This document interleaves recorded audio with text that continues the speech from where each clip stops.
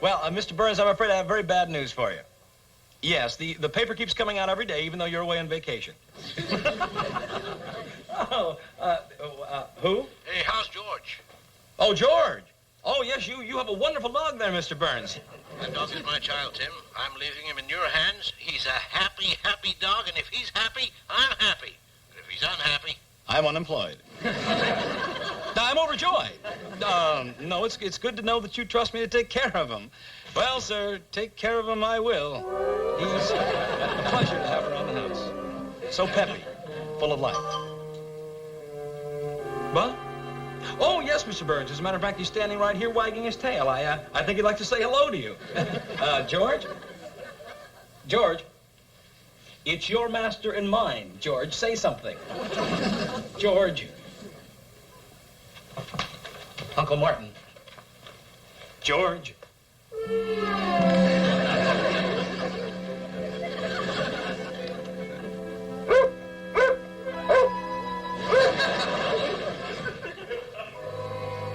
Well, that was goodbye and have a good time from George.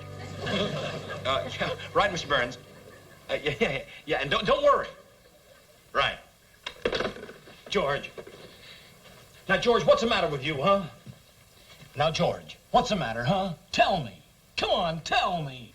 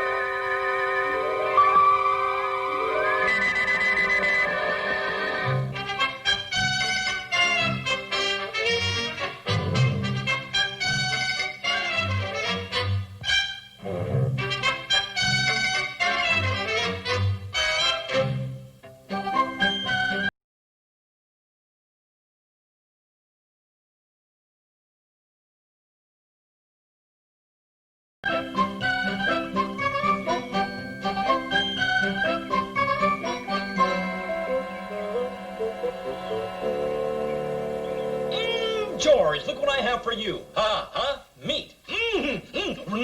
George. George, watch. A bite. All right. Well, what am I going to do? He's just wasting away. Do you know whatever happens to him happens to me? Double.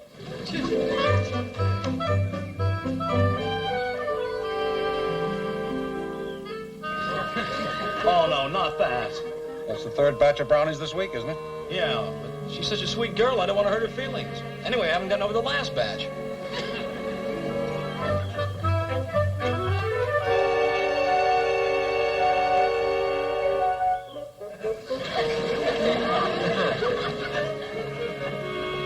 What a break. She changed her mind. No, I changed it for her. Oh, yeah. Well, thanks, Uncle Martin. Well, anyway, what am I going to do about George? All right, let's see if I can find out what's bothering him. George, may I have a word with you?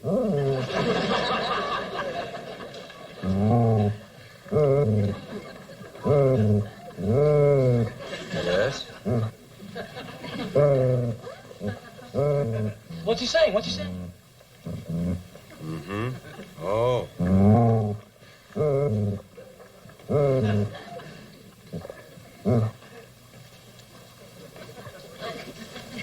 Well. He's in love. Oh, come on. George? Convinced? Yeah, I guess so. Well, who's the girl? I mean, you know what I mean. She lives in the apartment next door. So what's the problem? He's just seen her. He's never had a chance to meet her. What's the matter? Is George bashful or something? No. The other dog is never let out onto the lawn. They've only wagged tails at each other through the window. Oh, no, you're kidding, aren't you? You just made this whole story up. All right, then. I withdraw from the case. No, Uncle Martin, look, I believe you, but, well, what are we going to do about it, Well, why don't we go next door and talk to the girlfriend? That is a good idea. Come on, let's go. Come on, George. Let's see what she looks like.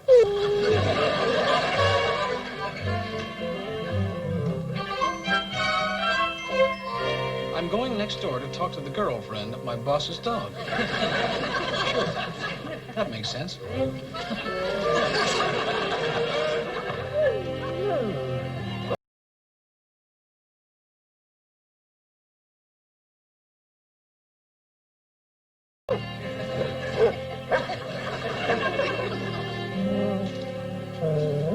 Well, it looks like George is giving it to you straight. Unlike other creatures on this planet, I've never had a dog lie to me.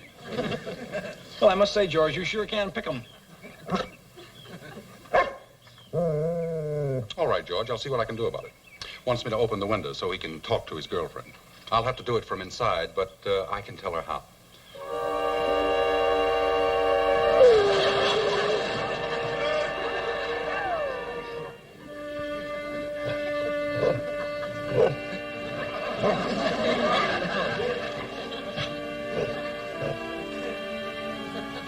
Oh, Chloe. That's fine, Chloe. Her name is Chloe. Oh.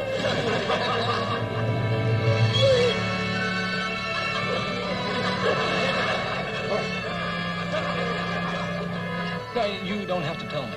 I know what they're saying. Oh, sure. He just said, "Oh, lady, by yonder blessed moon I swear." And she just said, "Oh, swear not by the moon, the inconstant moon, which monthly changes in its circle, Lord, lest that thy love prove likewise variable."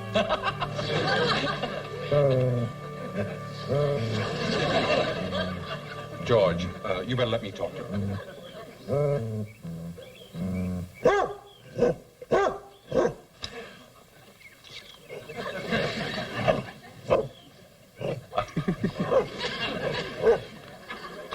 What's so funny?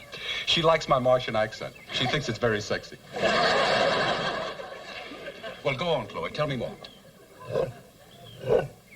Mm-hmm. Uh-huh. You don't say. Really? Well, what'd you say? Well, it seems her mistress has an emotional problem.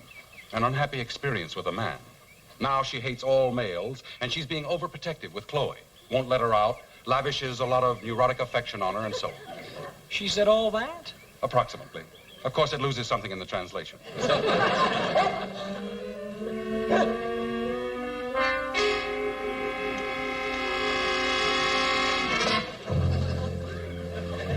Not in accuracy. She's certainly broadcasting a lot of hostility.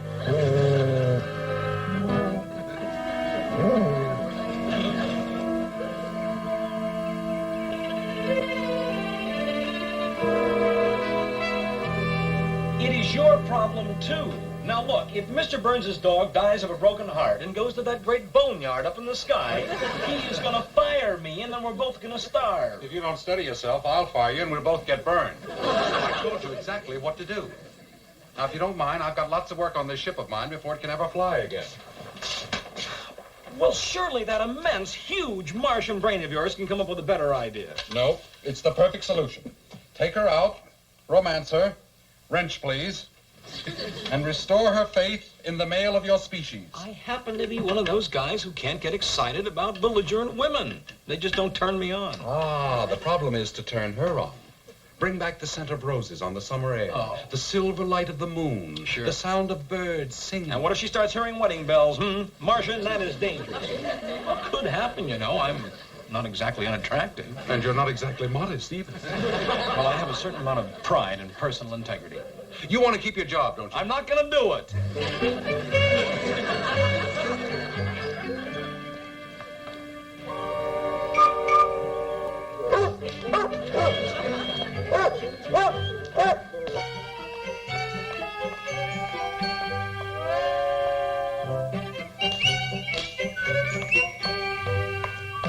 That's it. Ready, George? Ready, Chloe? 3, 2, 1, go.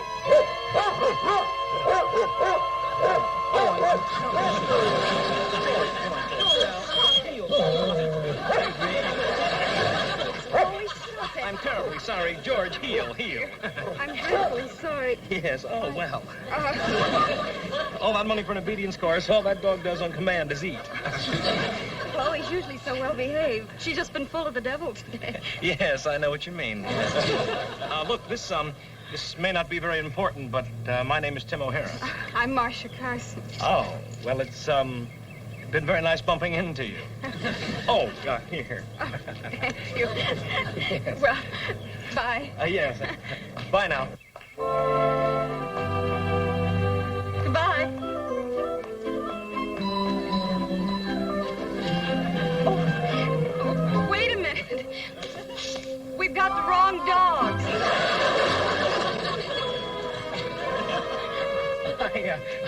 I'm sorry. I'm afraid I get a little flustered meeting you and all, and, well, with the birds singing and the scent of roses in the air. Hey, well, look at that.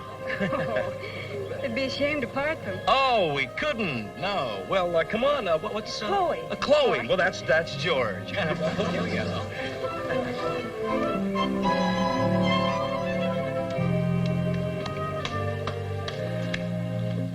Boy, look at that dog eat.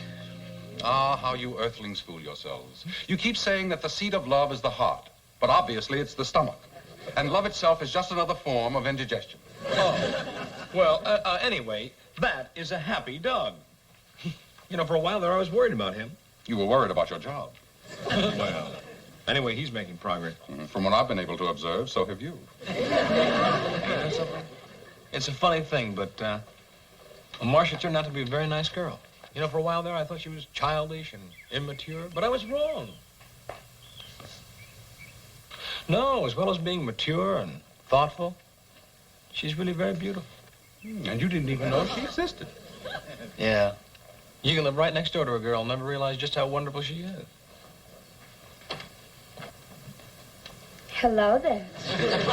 Oh, hi, hon. And have you noticed just, well, how beautifully she dresses? Oh, it's really nothing. Well, now, what do you mean it's nothing? It takes a lot of thought and imagination for a girl to look like that. Well, I guess it's just sort of a knack. Some people have it, some people don't. It's nice to be one of the lucky ones. Yeah, because I know that Marcia doesn't have that much money. Who? Marcia Carson, the girl that lives next door. Oh, by the way, George and I would like to thank you very much for all the help. What was all that about? I don't know. I've given up tuning in on the youngsters of this planet. And the emotional turbulence of you so-called adults is bad enough. But when you get involved with the opposite sex... I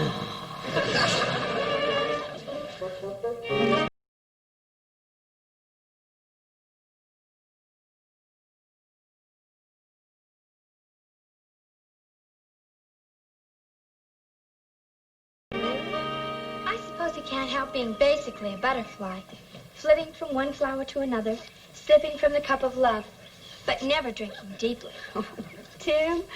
Oh, he means what he says when he's saying it, but the minute he sees another flower, off he flits.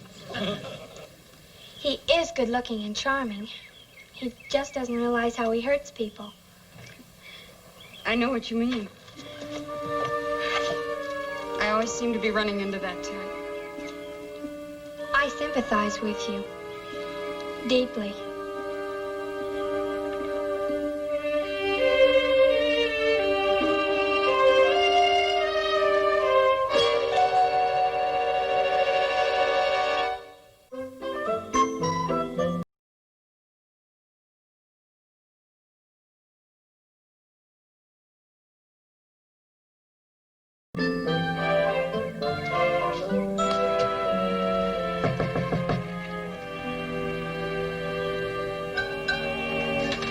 Well, here we are. You butterfly! Marcia?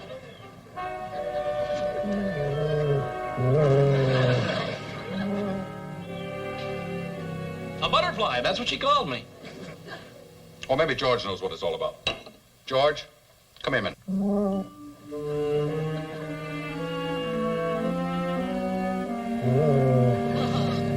I think you just lost a friend. George, come over here. What's the matter with you?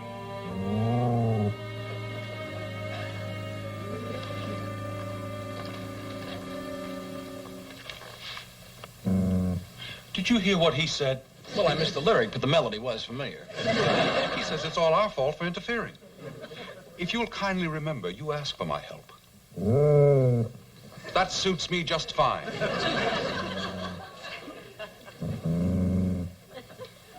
We've been fired. By him? And he says he's never going to eat again.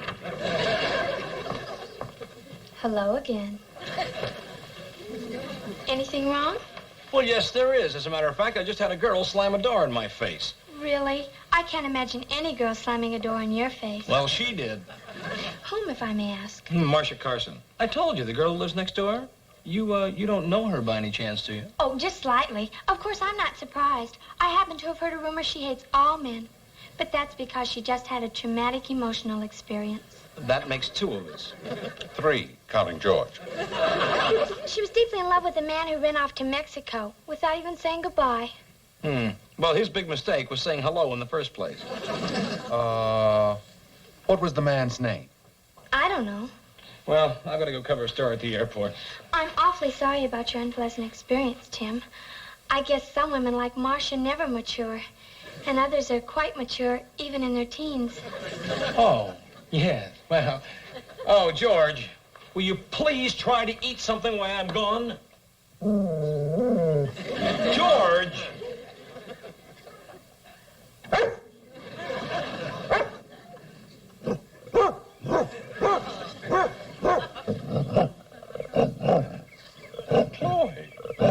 Chloe, what a terrible thing to say. I'm used to humans being irrational, but not dogs. All I want is a little information. I'm trying to help you. What do you mean, stay off your side?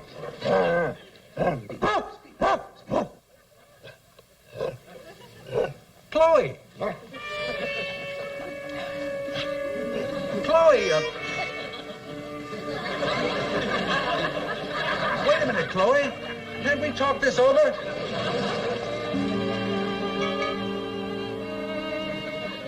George? George? George, I have a few things to discuss with you. Oh!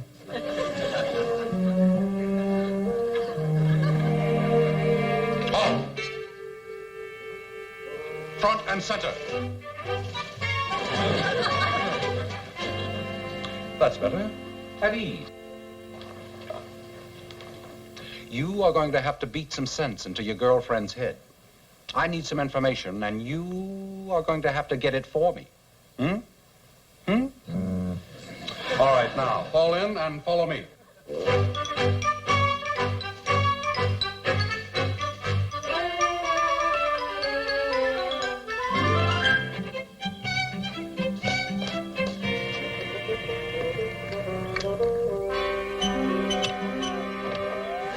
All right, now, George, in you go. Make it quick and don't take grrr for an answer.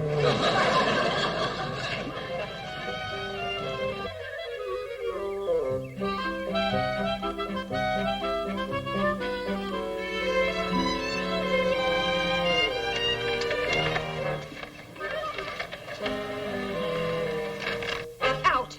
Get out of here! Out! Out! Out! Get out of here!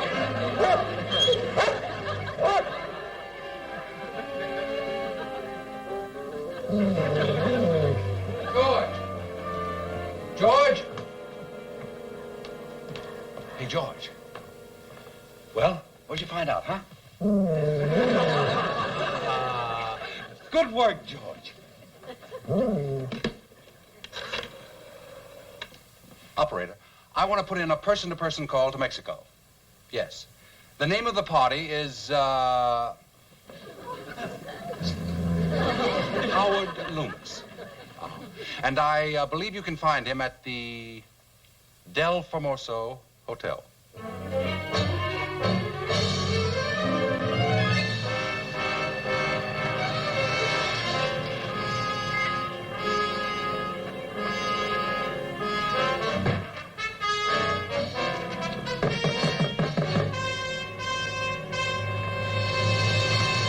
You!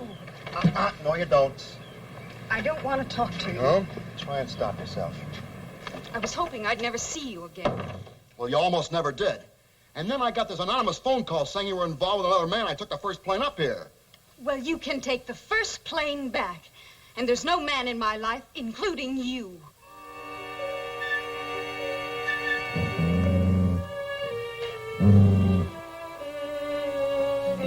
It looks bad. Doesn't look good. Well, there's nothing so painful as unrequited love. Believe me, I know. He's been carrying on like one of the great tragic lovers of history. Yes. Dante and Beatrice, Anthony and Cleopatra, George and Chloe. Well, I give up. I'm going to have to get him back to my editor while he is still alive. It was an emergency, Marcia. And I not only wrote to you, I said in the letter I was going to marry you when I got back. Marry me? Sure. And what other sweet things did you say in that letter? Listen, the only reason I wrote to you is because I couldn't get you on the phone the night I left. Well, I never got that letter. Here's all my mail. Nothing but magazines.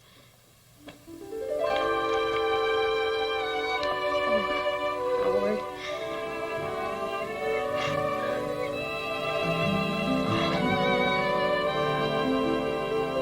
Well, I might as well call Mr. Burns and tell him to cut short his vacation. Take care of joyful George here. Oh, boy, he's going to love that.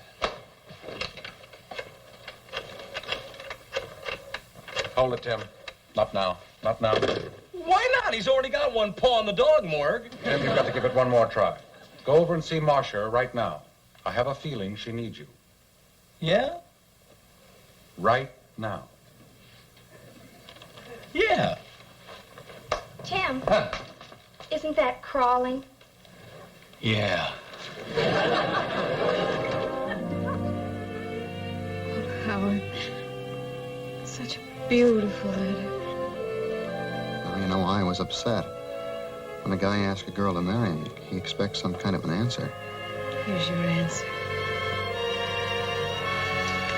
Marcia, it's Tim. Be right there, Tim.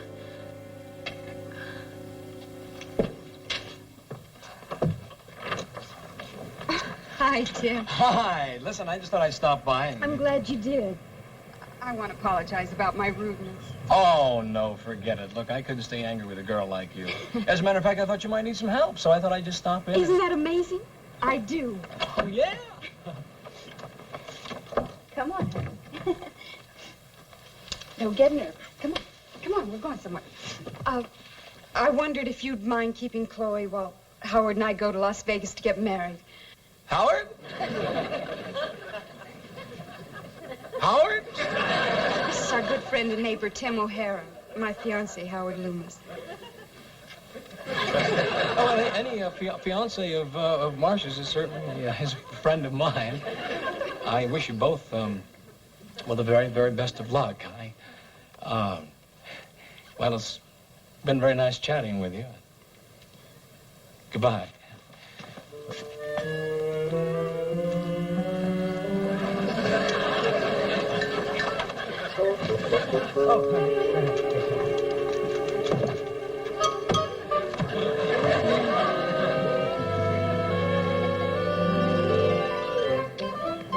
Yeah, she needed me, all right. To take care of Chloe. But look at it this way. You may have lost a girl, but you gained a dog.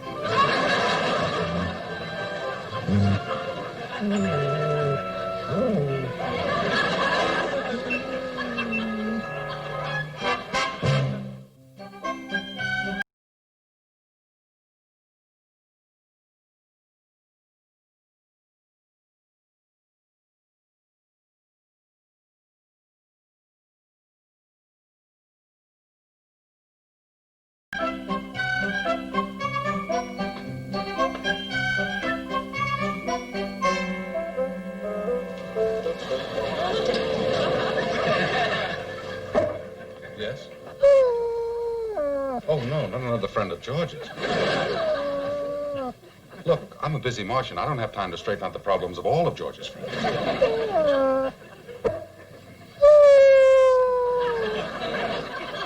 No, no, no. That is final.